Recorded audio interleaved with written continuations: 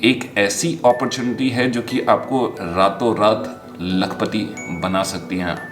जी हाँ दोस्तों, अगर आप इस बात को सुन के आश्चर्यचकित हैं तो कृपया आश्चर्यचकित ना हो, क्योंकि मैं आपके साथ सच्चाई बयान कर रहा हूँ। ये मेरा पर्सनल एक्सपीरियंस है जो मैं आपके साथ शेयर कर रहा हूँ। नमस्कार दोस्तों, स्वागत है आप सभी लोगों का हमारे चैनल वंडरिंग सोल में। आशा करता हूँ आप सभी स्वस्थ हैं, अच्छे हैं।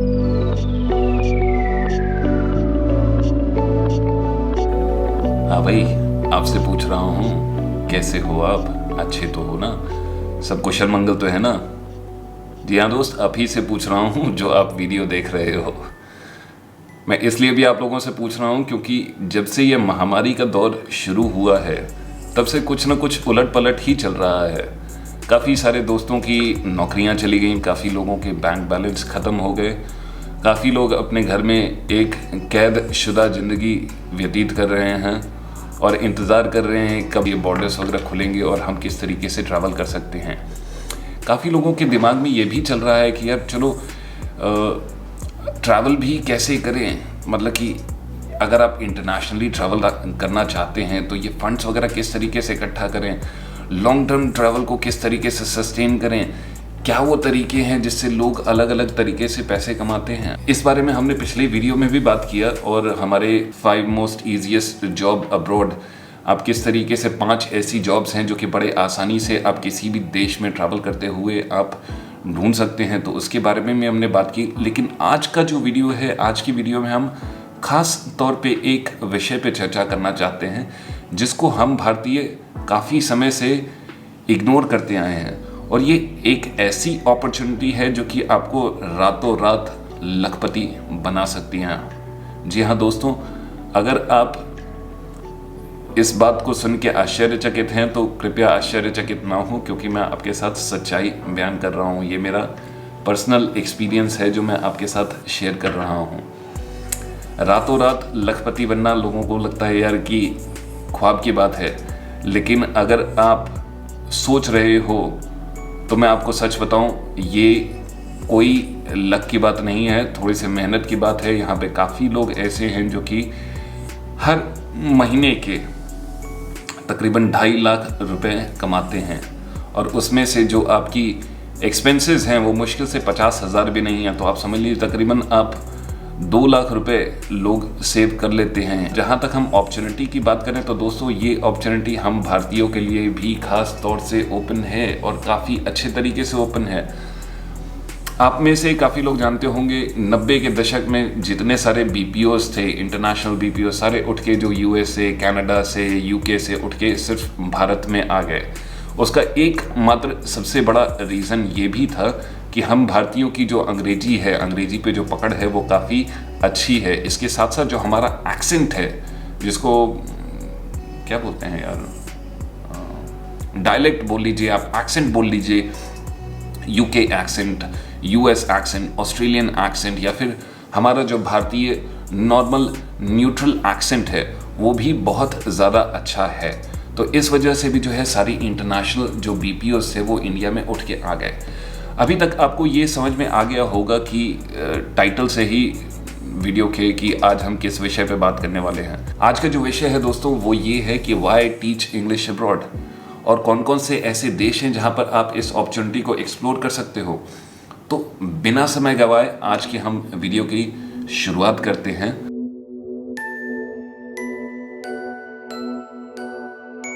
अच्छा, सबसे पहले बात करते हैं यार, पहला व्हाई टीच इंग्लिश। ऐसा क्या है कि हम अंग्रेज़ी को दूसरे देश में जाके पढ़ाएं? तो यार सबसे बड़ी खास बात यह है कि अंग्रेज़ी जो है आज के जो समाज में एक कम्युनिकेशन की लैंग्वेज बन चुका है।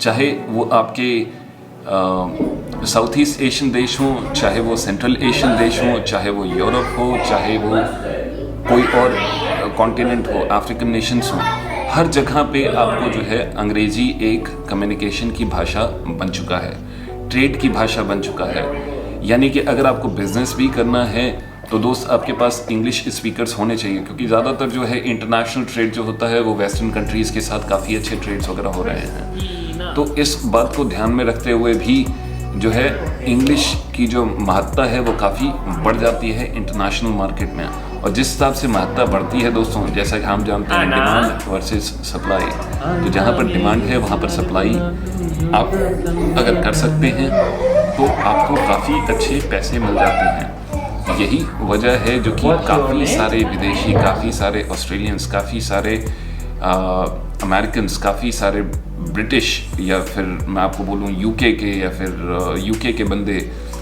और जितने भी इवन साउथ अफ्रीकन या अफ्रीकन नेशन से काफ़ी लोग जो है इस अपॉर्चुनिटी को एक्सप्लोर कर रहे हैं। अच्छा, दूसरा जो है सबसे बड़ा रीज़न ये है कि आपकी जो सैलरी होती है यहाँ पे वो पर आवर के हिसाब से होती है।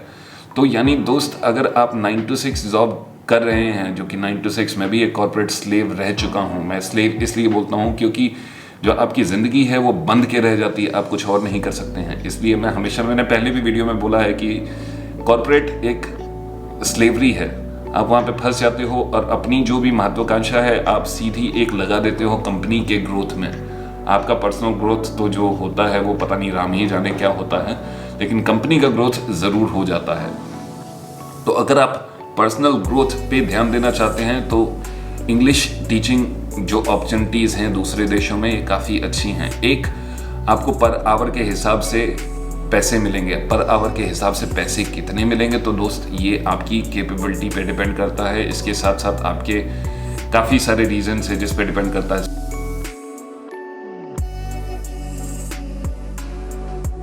अगर आप साउथ ईस्ट एशियन देशों में काम कर रहे हैं तो सबसे पहला यार जो नंबर 1 है, बोलने में तो बड़ा ऑकवर्ड लगता है लेकिन आपके स्किन कलर पे बहुत ज़्यादा डिपेंडेंट है। यानी कि अगर आप गोरे हैं तो आपको जॉब जल्दी मिल जाएगी। दूसरा जो क्वालिफिकेशन रिक्वायरमेंट होती है वो ये है कि बॉस आपके पास बैचलर्स डिग्री होना ज़रूरी है।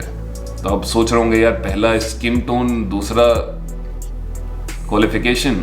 तो जी हाँ दोस्त, ये बहुत बड़ा कैच है और इस बात को हमें एक्सेप्ट कर लेना चाहिए। मैं भी एक्सेप्ट करके बैठा हुआ हूँ, लेकिन ये कोई बैरियर नहीं है।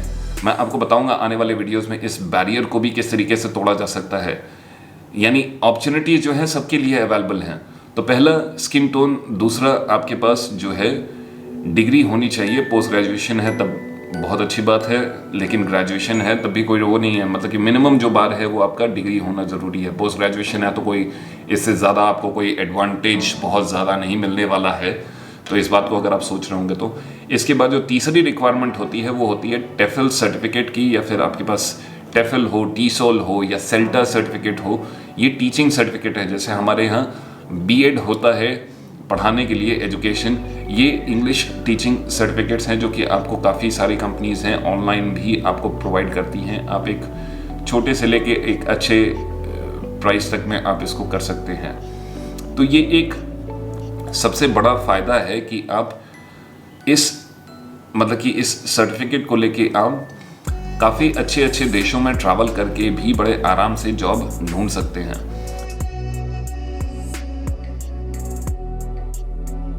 अब बात करते हैं यार सबसे पहले कि किन किन देशों में आखिरकार हम इस जॉब अपॉर्चुनिटीज़ को एक्सप्लोर कर सकते हैं। आइए सबसे पहले हम बात करते हैं अपने नज़दीकी देशों के बारे में। तो अगर आप म्यांमार ट्रैवल करना चाहते हैं तो म्यांमार में आप पढ़ा सकते हैं, आप थाईलैंड में पढ़ा सकते हैं, आप लाओ में पढ़ा सकते हैं, आप कंबोडिया में पढ़ा सकते हैं।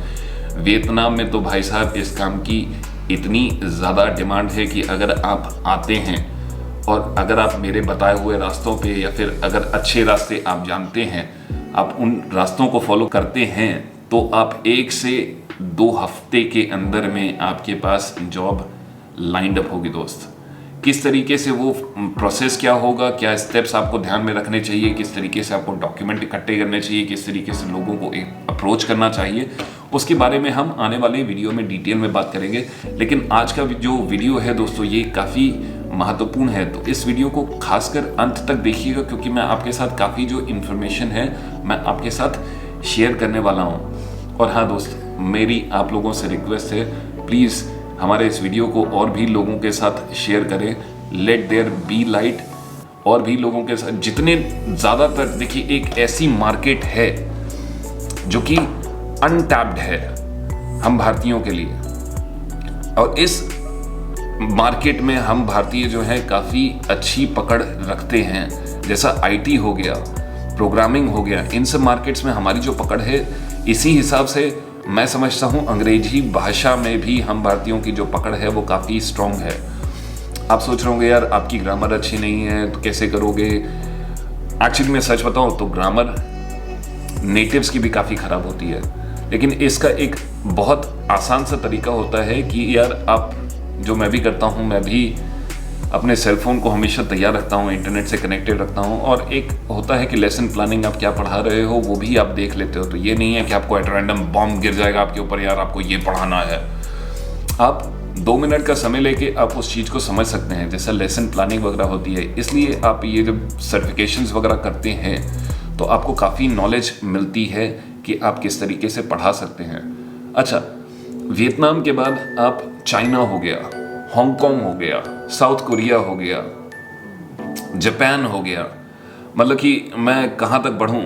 इसके बाद आप चले जाइए सेंट्रल एशियन देशों में, तो आपका अफगानिस्तान, ईरान, और मतलब कि जितने भी आप उधर पकड़ लीजिएगा, अजरबैजान, जॉर्जिया, सब जगह पे इन अंग्रेजी भाषा की काफ़ी ज़्यादा डिमांड है। इसके बाद जो आप, अगर आप सोचते हैं कि यार चलो ये तो चलो हो गया आपका, इवन आप अफ्रीकन देशों में आपको काफ़ी जगह पे अंग्रेजी जो है नहीं बोली जाती है, या बोली भी जाती है तो उस तरीकों उसको पढ़ाया जाता है काफ़ी अच्छे तरीके से। ये आपने सेंट्रल एशियन हो गया, अफ्रीकन नेशंस हो गए आपका, इसके बाद साउथ ईस्ट एशियन कंट्रीज़ हो गई, और कहाँ कहाँ हम पढ़ा सकते हैं। तो दोस्त आप जान के आश्चर्यचकित होंगे, आप यूरोपियन कंट्रीज़ में भी जाके बड़े आराम से इंग्लिश पढ़ा सकते हैं। अब जैसा फ्रांस हो गया आपका जर्मनी हो गया, आपका स्पेन हो गया, और भी काफ़ी सारे देश हैं ऐसे जहाँ पर आप ट्रैवल करके आप इन जॉब को एक्सप्लोर कर सकते हैं। और सच मानिए दोस्त, इंग्लिश पढ़ाने में जो पैसा है ना, बहुत ही ज़्यादा अच्छा है। इस वजह से मैंने भी पर्सनली सर्टिफिकेशन किया, ताकि मैं एक अपनी जो है फ्रीडम को एक और नेक्स्ट लेवल दे सकूं, कि मैं अगर ट्रैवल करते करते, अब जैसे मान लीजिए हमारे पास ये कोविड का समय ही चल रहा था, तो खैर मैं तो कोविड से पहले ही एम्प्लॉयमेंट में आ गया था, लेकिन कोविड के समय में भी जिस तरीके से मतलब कि मैंने अपनी सेविंग्स को यूज़ किया, और काफ़ी आसानी से मतलब कि एक समय मेरा कट गया। विजय जी का मैसेज आया था, काफ़ी अच्छा, उन्होंने एक लंबा चौड़ा हमारे इंस्टाग्राम पे मैसेज भेजा। Hi sir, just a small question to ask, when you started hitchhiking और this travel from India, did you start with enough money or enough guts? What is important in this type of travel? The way you adapted yourself in Vietnam during COVID. Would anyone do that? Sometimes I feel so dark thinking such. But your journey, it showers light. Your stay in Vietnam during this time is really inspiring and challenging towards survival. God bless. Thank you so much.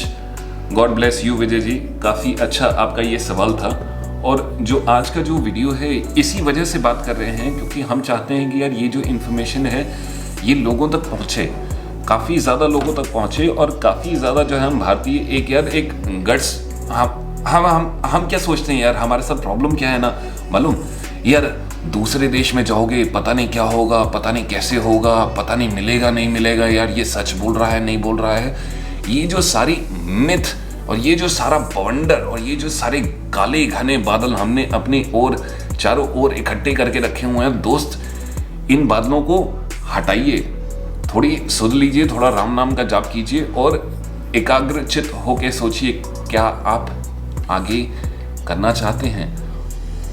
सबसे बड़ी बात दोस्त, मैंने भी यही सोचा था, और आप बिलीव कीजिए मैंने 2 साल रिसर्च किया था।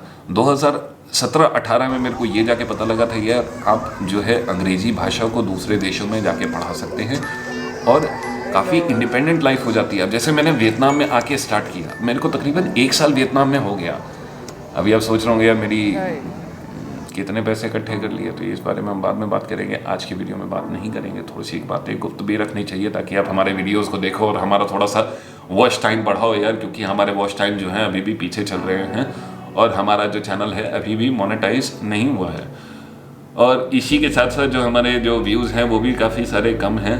हम चाह रहे हैं कि हम थोड़ा सा ग्रो करें, साथ साथ आप भी हमारे ग्रो कीजिए, हम एक दूसरे को लिफ्ट करें।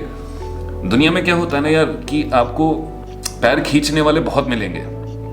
आप 2 कदम ऊपर चढ़ना चाहोगे तो वो 4 कदम आपको खींच लेंगे। ये मैंने पर्सनली अपने परिवार में भी देखा है। मतलब कि परिवार की बात तो नहीं करनी चाहिए, लेकिन हाँ, ये कोई नई कहानी नहीं है। आप आगे बढ़ना चाहते हो, कोई आपके पैर पकड़ के पीछे खींच लेता है। जंजीरें होती हैं जो हमें जकड़ के रखती हैं, और इन जंजीरों को कई बार होता है हमें तोड़ के आगे निकलना पड़ता है अपनी भविष्य के लिए।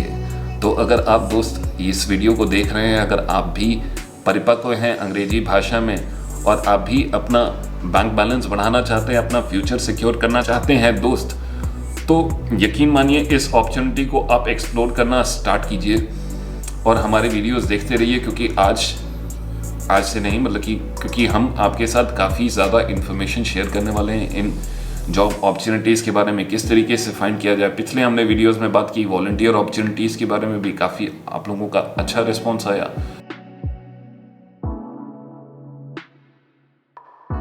तो अगर आप एक सर्टिफिकेट होल्डर हैं, अगर आप एक डिग्री होल्डर हैं, अगर आप पढ़ाना जानते हैं, अगर आपके पास एक्सपीरियंस है, या आपके पास वो विल पावर है, या फिर आप उतने पेशेंट हैं कि आप छोटे छोटे बच्चों के साथ या फिर एडल्ट लोगों के साथ एक कम्युनिकेशन कर सकें, उनको समझा सकें अच्छे से एग्जाम्पल्स के साथ, तो ये जॉब दोस्त आपके लिए है। और मैं आपको दिल पे हाथ रख के बता रहा हूँ कि अगर आप अच्छे से मेहनत करोगे तो आप रातों रात लखपति बड़े आराम से बन सकते हो। और कोई बड़ा रॉकेट साइंस गेम नहीं है दोस्त।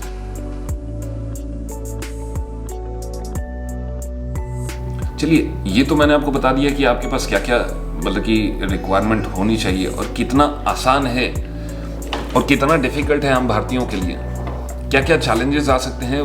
पर्सनली मेरे को क्या चैलेंजेस आए हैं उसके बारे में हम बाद में बात करेंगे। अब बात करते हैं यार दोस्त कि आपकी कितनी इनकम होती है यहाँ पे। तो देखिए, डिपेंड करता है कि आप किस शहर में हैं। अच्छा, आप किस देश में हैं इस पे भी डिपेंड करता है। कुछ देशों के बारे में बात करते हैं। मैं एक रफ आपको आइडिया दूंगा किन देशों में आप कितनी कमाई कर सकते हैं। म्यांमार में आप तकरीबन $2000 तक कमा सकते हैं। थाईलैंड में आप $1700-1800 बड़े आराम से कमा सकते हैं। अगर बात की जाए कंबोडिया में तो तकरीबन आप $1200-1500 बड़े आराम से कमा सकते हैं। चाइना में जो है यही इनकम आपकी डबल हो जाती है अगर आपके पास एक्सपीरियंस है। और जहाँ तक मैंने आपको बताया कि अगर आपकी स्किन टोन थोड़ी गोरी है तो आप ज़्यादा आपको अपॉर्चुनिटीज़ एक्सप्लोर करने को मिल जाएंगी। हाँ, चाइना में अगर आप कॉन्ट्रैक्चुअल बेसिस पे जाते हैं तकरीबन आपको $3500 के आसपास भी आप कमा सकते हैं। ये डिपेंड करता है कि दोस्त काफ़ी सारी रिक्वायरमेंट्स होती हैं। आपका एक्सपीरियंस क्या है, आप कितने अच्छे हो उस लैंग्वेज में, आपका एक्सेंट कैसा है, आप कितने प्रेजेंटिव हो। तो ये सारा कुछ जो है किस तरीके से लोगों को अप्रोच करना है उसके बारे में हम अगले वीडियो में बात करेंगे। आज का जो वीडियो है जितना भी लंबा चलेगा दोस्त, आप इस वीडियो को देखिए। आपके हो सकता है जो काले घने बादल हैं आपके आसपास मंडराए हुए हैं निराशा के, आप भी सोच रहे होंगे यार कि ये बॉर्डर्स खुलें और आप भी उड़न छू हो जाओ, तो ये काफ़ी अच्छी अपॉर्चुनिटी जो है आप एक्सप्लोर कर सकते हो। अच्छा, चाइना के बाद हांगकांग में भी आप तकरीबन $3000 बड़े आराम से कमा सकते हैं अगर आप फुल टाइम जॉब करते हैं। मैं पर्सनली फुल टाइम भी करता हूं, लेकिन मैं 9 to 6 वाला नहीं करता हूं काम। जैसा मैंने आपको बताया आवरली पेड है, तो मैं अपने आवर्स उसी हिसाब से रखता हूं कि मैं कभी फ्री रहूं। जैसे आज मैंने दोपहर का कोई काम नहीं पकड़ा हुआ है, मैं मॉर्निंग कोई काम नहीं करता हूं, मैं सिर्फ दोपहर और शाम को काम करता हूं। तो उसी हिसाब से मैंने अपने आवर्स जो हैं बांध के रखे हुए, ताकि मेरे को पर्सनली जो है अपने कामों के लिए भी थोड़ा समय मिले, योग के लिए मेरे को थोड़ा समय मिले, जो कि मैं सुबह उठ के रोज़ सुबह योग करता हूँ तकरीबन 1 से 1.5 घंटे तक। साउथ कोरिया में आप $2500 तक कमा सकते हैं। अच्छा, इसके बाद दोस्त अगर आप इंडोनेशिया में जाते हैं तो इंडोनेशिया में थोड़ी इनकम जो है कम है, तकरीबन आप $1200-1500 के आसपास है। जापान में भी आप तकरीबन $2500 तक कमा सकते हैं। जहाँ तक बात की जाए वियतनाम की, तो दोस्त वियतनाम में मैं लोगों को जानता हूँ पर्सनली जो कि तकरीबन $3000 कमाते हैं, तभी आप यार बड़े आराम से $2500 कमा सकते हो। सच बता रहा हूँ, कोई झूठ नहीं है। तो अच्छा, वियतनाम में बड़े आसानी से जो है आप एक भारतीय तौर पे भी काम कर सकते हैं। क्या होता है इंग्लिश में आपको जो एक सबसे बड़ा चैलेंज आता है ना यार, नेटिव और नॉन नेटिव का आता है। मेरे को समझ में नहीं आता क्यों आता है, क्योंकि लोग बोलते हैं यार यू आर नॉट नेटिव, तो मैं उनको बोलता हूँ यार ये जो भाषा है यही प्योर नहीं है तो तुम नेटिव नॉन नेटिव क्यों कर रहे हो। लोग इस बात को लेके काफ़ी आश्चर्यचकित होते हैं, लेकिन जहाँ तक मेरी नॉलेज और अंडरस्टैंडिंग है अंग्रेजी भाषा को लेके, तो अंग्रेजी भाषा जो है पूरी प्योर नहीं है हमारे संस्कृत के जैसे, और ना ही ये एक साइंटिफिक लैंग्वेज है, बाकी ये एक कम्युनिकेशन लैंग्वेज है जो कि आज के समय में बहुत इम्पॉर्टेंट हो चुकी है। और हाँ, चाहे जो भी कहिए, आपको ये चैलेंजेस आएंगे। इस चैलेंजेस को मैंने कैसे ओवरकम किया, आप कैसे ओवरकम कर सकते हैं, ये हम आने वाले वीडियो में बात करेंगे। लेकिन फ़िलहाल के लिए ये बात करते हैं कि यार आप इन जॉब अपॉर्चुनिटीज़ को कैसे एक्सप्लोर करो।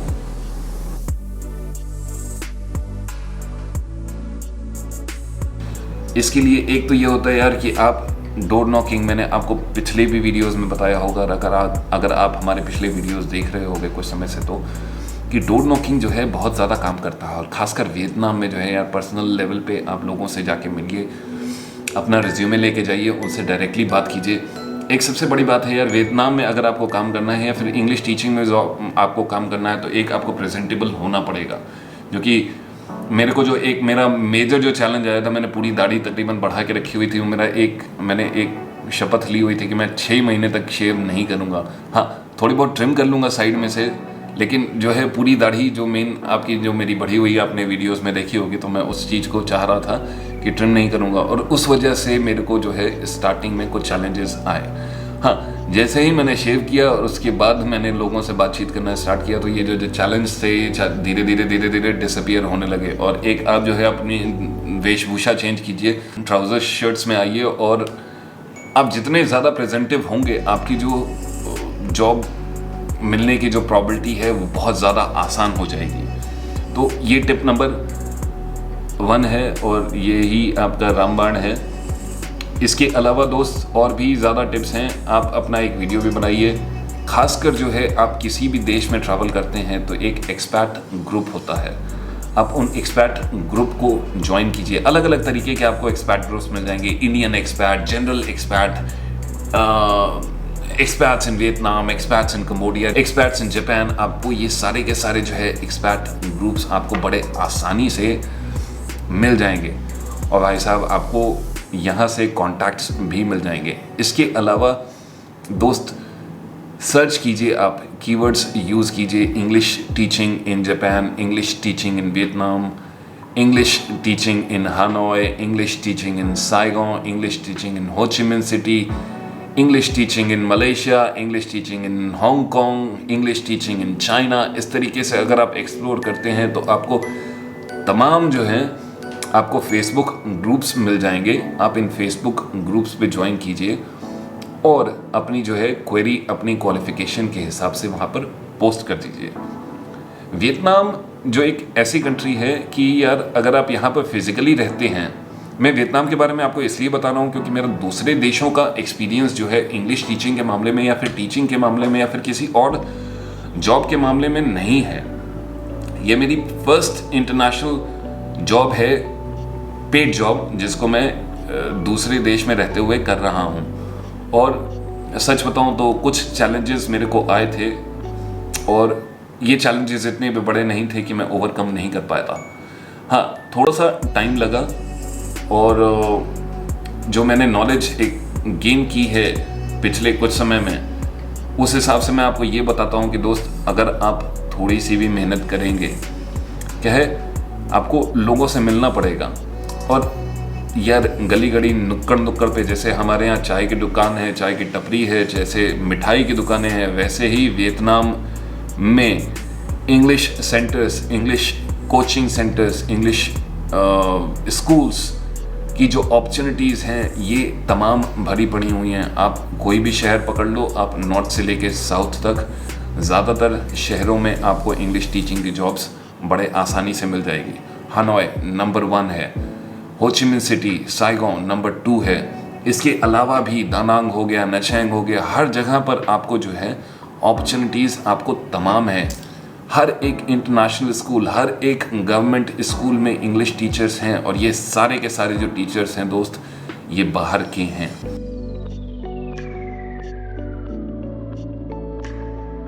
अगर आप टीचिंग करना चाह रहे होंगे, आप ये भी सोच रहे होंगे यार मेरे को एक बड़ा चैलेंज आएगा, यार मेरे को वियतनामीज़ नहीं आती, मेरे को जापानीज़ नहीं आती, मेरे को चाइनीज़ नहीं आती, मैं किस तरीके से करूँगा, यार आप किस तरीके से कर रहे हो।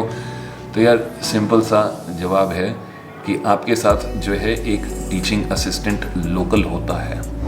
जैसा आपने मेरे वीडियोस में भी देखा हो अगर शायद क्लासरूम के, तो हमारे साथ एक टीचिंग असिस्टेंट होते हैं जिनकी नॉलेज जो इंग्लिश लेवल को उतनी स्ट्रॉन्ग नहीं होती, लेकिन इतनी स्ट्रॉन्ग होती है कि वो कम्युनिकेट कर सकते हैं और आपकी बात को समझ के और वो बच्चों को बता सकते हैं। अच्छा, ये सारे के सारे जो होते हैं ये ग्रेजुएट्स होते हैं, अच्छी खासी ठीक ठाक इंग्लिश बोल सकते हैं। एक्सेंट भले ही उनका नॉर्मल हमारे जैसा ना हो या फिर एक्सेंचुएटेड वेस्टर्न ऑस्ट्रेलियन अमेरिकन ना हो, लेकिन आपकी भाषा जो है, आपकी बात जो है बड़े आसानी से समझ लेते हैं और इस चीज़ को आगे क्लास को बता देते हैं। तो ये इस वजह से भी मतलब कि जो टीचिंग जो है काफ़ी आसान बन जाती है।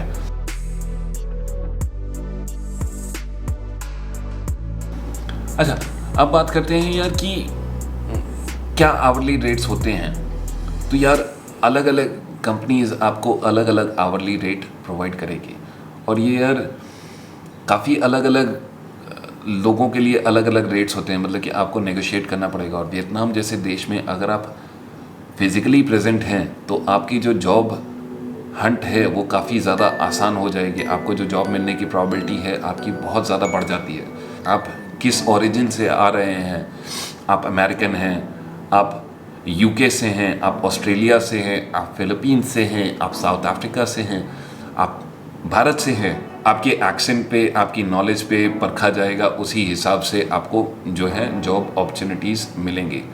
अब मैं काफ़ी सारे दोस्तों को जानता हूं जो कि तकरीबन $10 प्रति घंटे के हिसाब से काम करते हैं और उसी में कुछ ऐसे भी हैं जो कि $15 से ज़्यादा पे भी काम करते हैं। जो अमेरिकन्स हैं, जो नेटिव्स, सो कॉल्ड नेटिव्स हैं, उनके लिए काफ़ी ज़्यादा आसान हो जाता है, क्योंकि यार मतलब कि उनके लिए तो ऐसा है कि वॉक इन केक वॉक है, एंटर कीजिए और आपको जॉब तकरीबन मिल जाएगी। $10 से स्टार्ट होके आजकल मैंने काफ़ी सारे पोस्ट देखे हैं जो $8 पे भी जाते हैं। आप मत जाइए। अगर आपकी इंग्लिश ठीक है तो मैं आपको बताता हूँ, आप तकरीबन मिनिमम जो है $15 से आप स्टार्ट कीजिए। $15 से $20 के बीच एज अ नॉन नेटिव आपको बड़े आसानी से जॉब मिल जाएगी।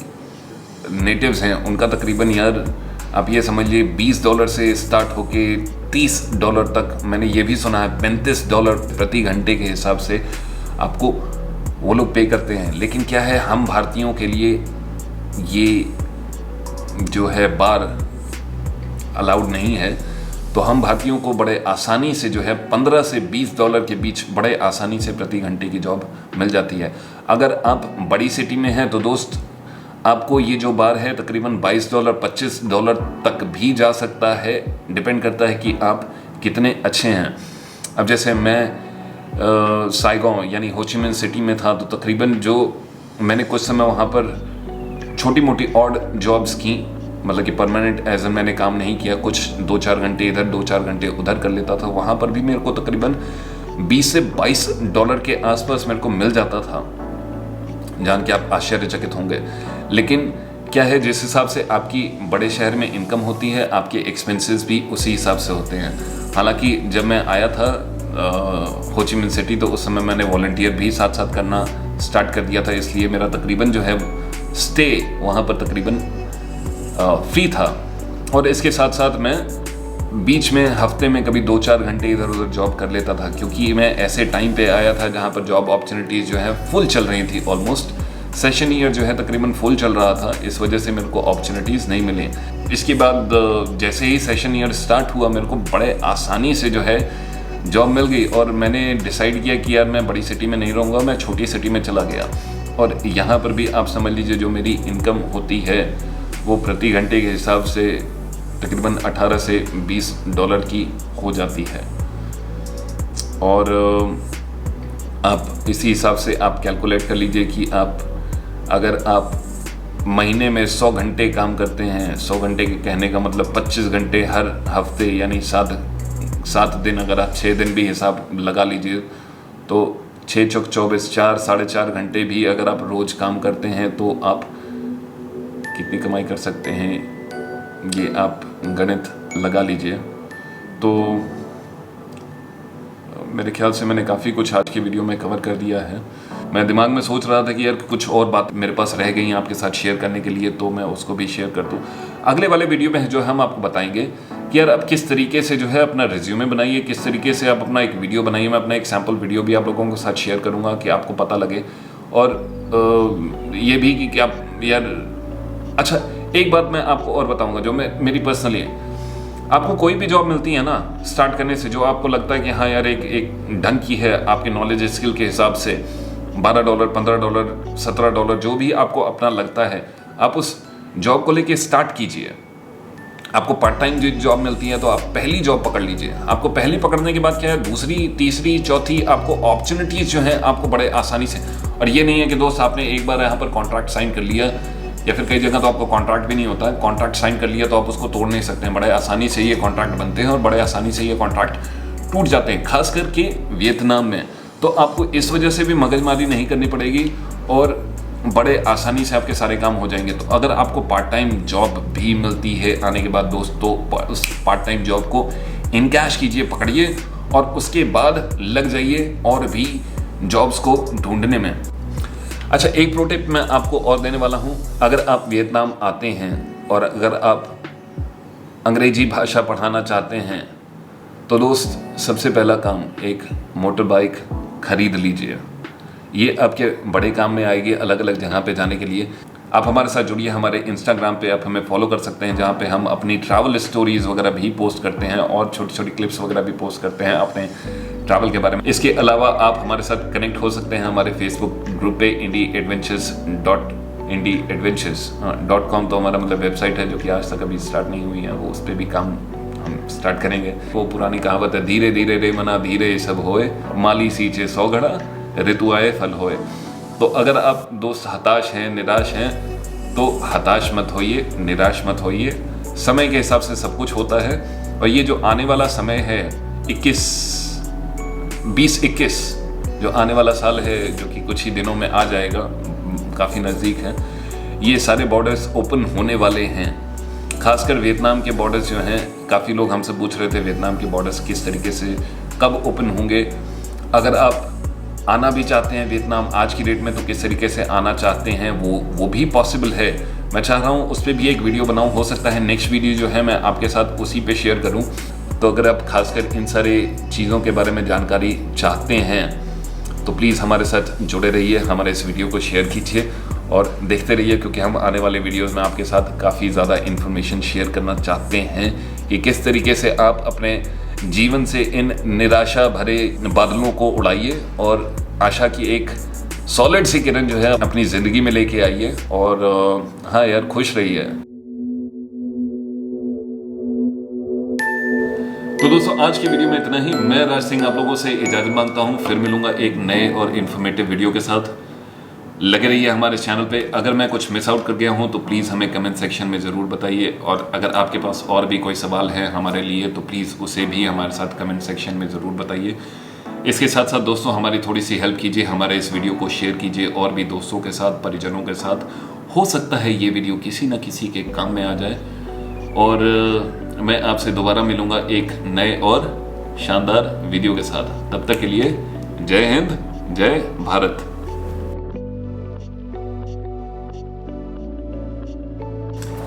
यार काफी दिन से तुनतुना भी नहीं बजाया था, मतलब कि तबीयत खराब चल रही थी, तो ये भी इस पे भी काम नहीं चल रहा था।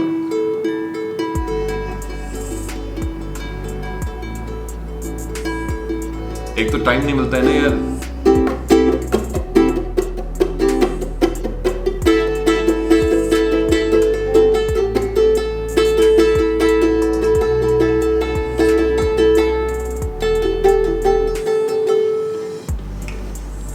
मतलब कोई दिन काम ना करो इस पर।